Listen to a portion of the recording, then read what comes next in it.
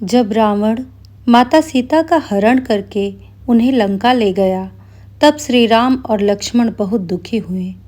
वे उन्हें खोजते खोजते सुग्रीव से मिले।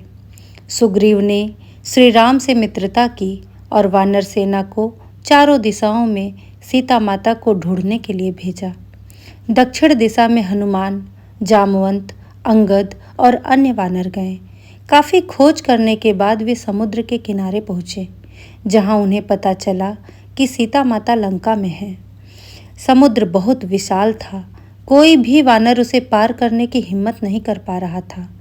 तब जामवंत जी ने हनुमान जी को उनकी छिपी हुई शक्तियों का स्मरण कराया।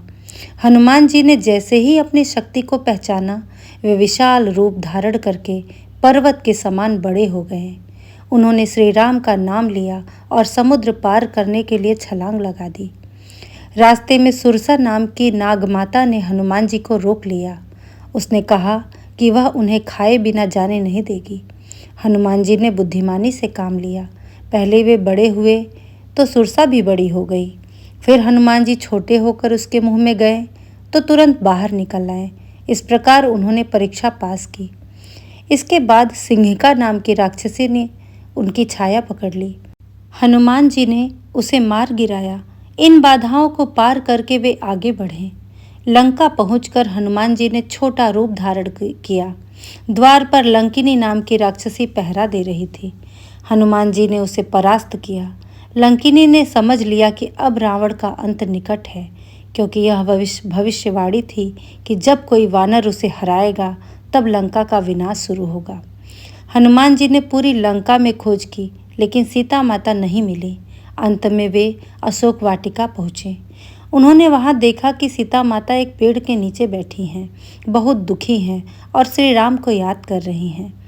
हनुमान जी पेड़ पर बैठ गए और सही समय का इंतजार करने लगे। हनुमान जी ने पेड़ से श्री राम की अंगूठी नीचे गिराई। अंगूठी देखकर सीता माता को विश्वास हुआ कि यह श्री राम का संदेश है। तब हनुमान जी सामने आए। उन्होंने श्री राम का संदेश सुनाया। सीता माता भावुक हो गईं।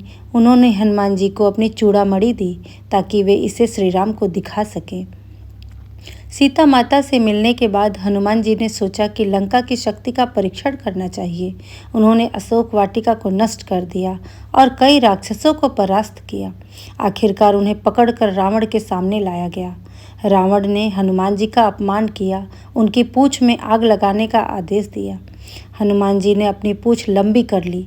राक्षसों ने कपड़ा और तेल बांधकर उसमें आग लगा दी, लेकिन हनुमान जी ने इस स्थिति को